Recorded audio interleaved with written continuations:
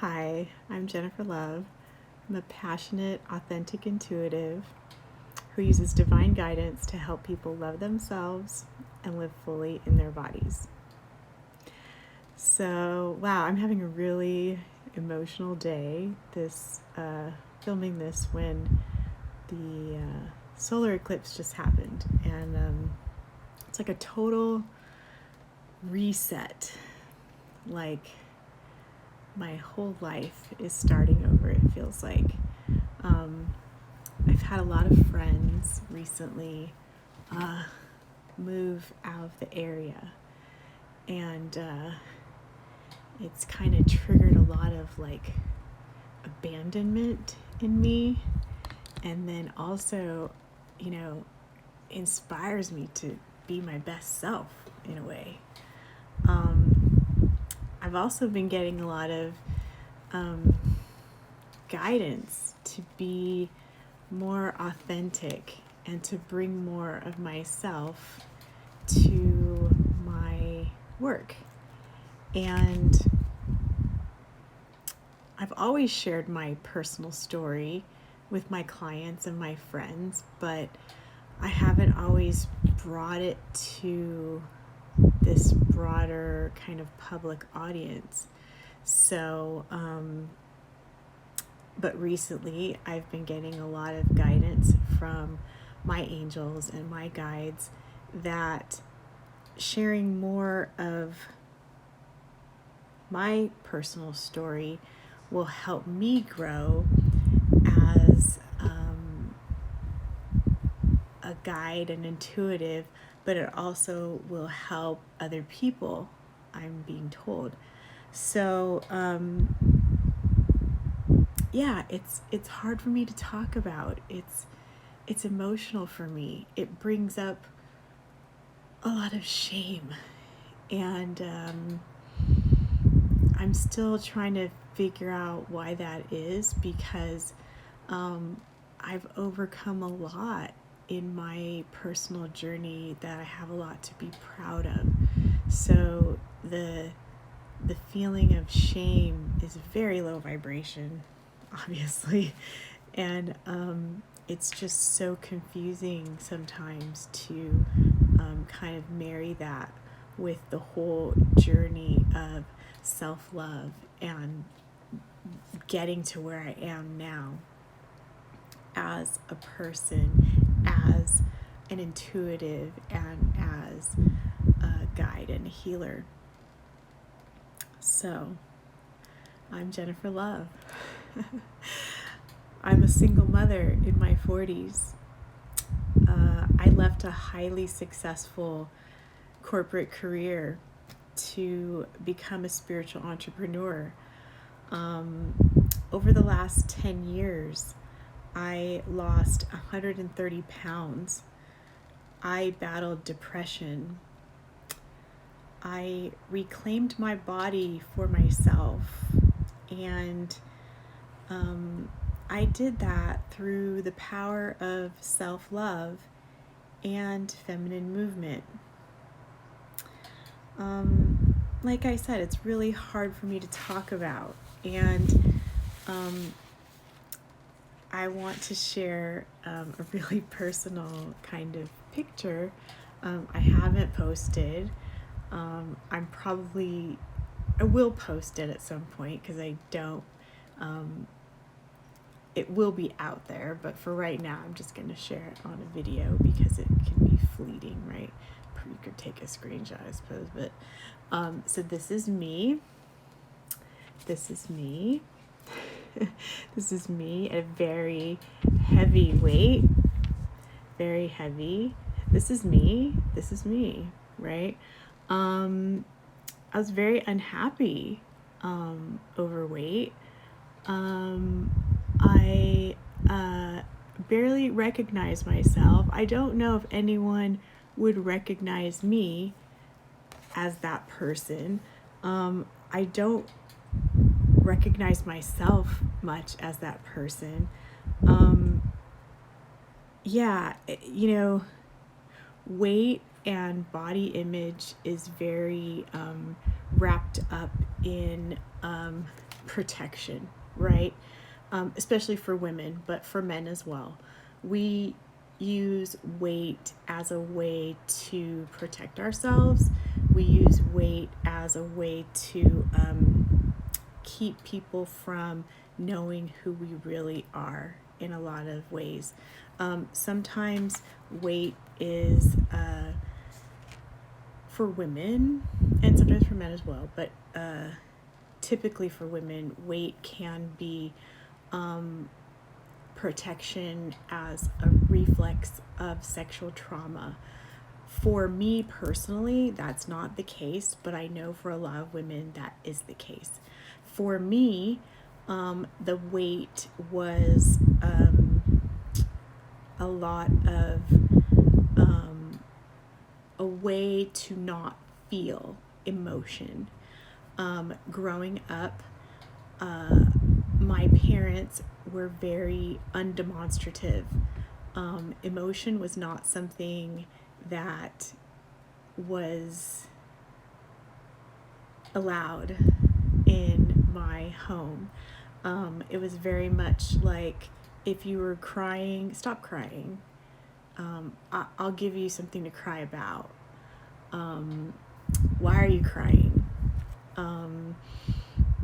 If you were angry, it was like, you don't have a reason to be angry. Stop acting out.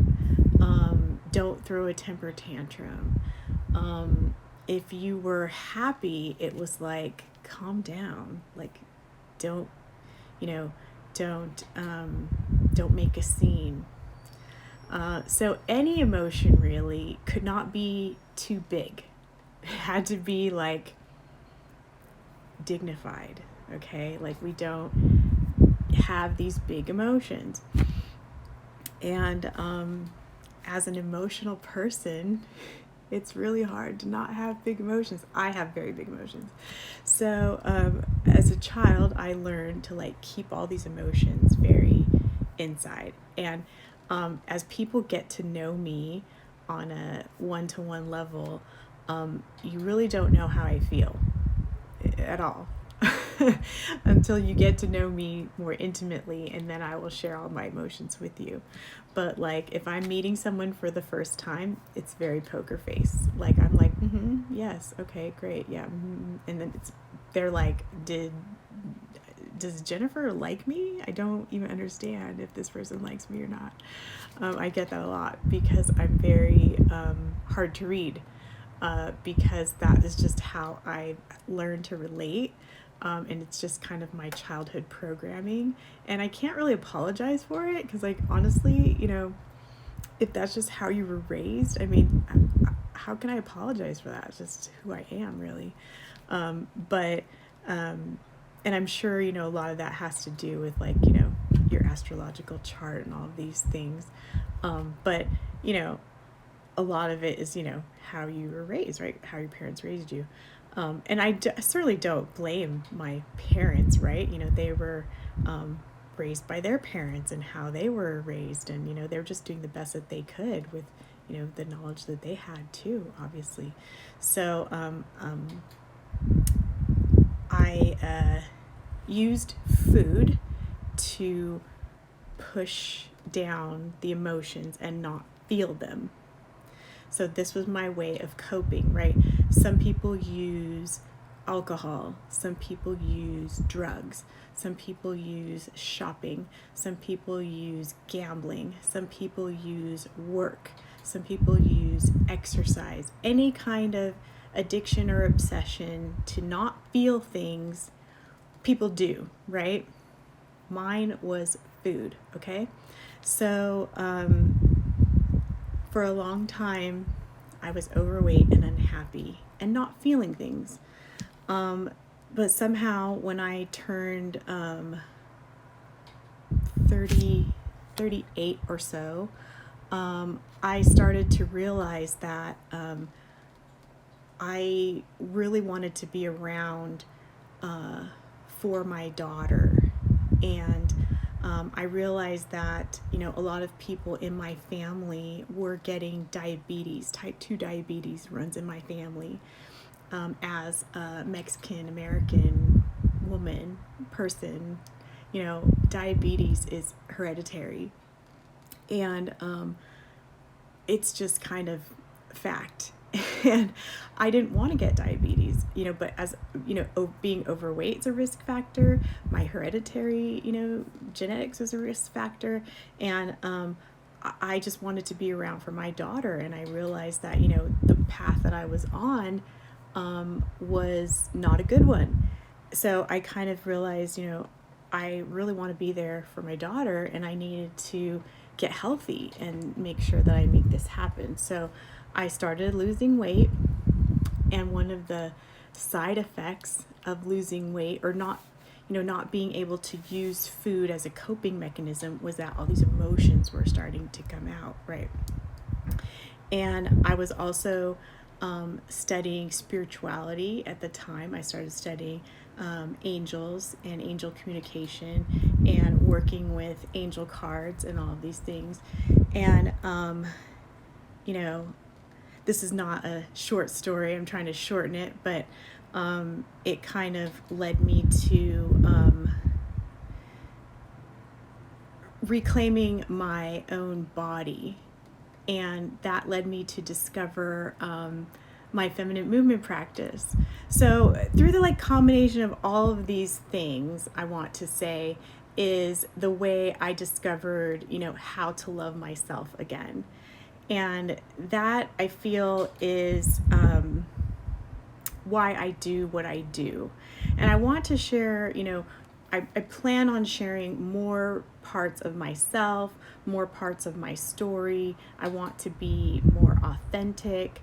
And this is kind of how I feel about using my Instagram going forward. I just want to be more authentic, more real. It is hard to share, your personal story, on a broader scale. I appreciate the support and the non-judgment. It is hard for me to talk about. Like I said, there's a lot of shame that's associated with my past and who I was for me.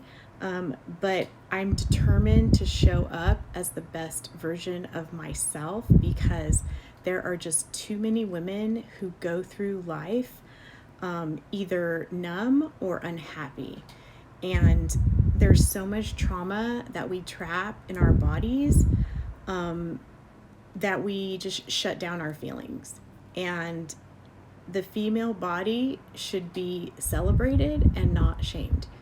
And I feel so strongly about this. This is what keeps me focused on my goals. This is what gets me up in the morning. This is what keeps me going. And I want my daughter to love her body and be proud of it. And, this is why I teach my classes. This is why I help my clients. So the things that I offer are love and relationship intuitive readings. I do energy work, crystal healing through my Body Story healing sessions. I have an Etsy store where I sell Reiki infused crystal jewelry. It's called Body Story on Etsy. I teach feminine movement classes. They're called Sensual Movement. You can visit bodystorystudio.com if you'd like to find out more about that. I offer a Twin Flame Masterclass. You can visit twinflame.group. It's an online course that runs for 6 weeks. Coming very soon, I plan on launching another online course. I'm calling it Bringing Sexy Back. I want to help women reclaim ownership of their bodies the same way that I have just described I did for myself. I'm launching a body positive oracle deck. I'm going to launch a self-love journal, and there's also free manifestation worksheets available on my website. There's a free love meditation available on my website, and there will be a new angel communication training online course that I'm developing coming really soon, and also a training on how to get more confident in your own love readings if you plan on becoming a professional intuitive. So Thanks for watching, and thanks for all of your love and support, and I'll see you soon.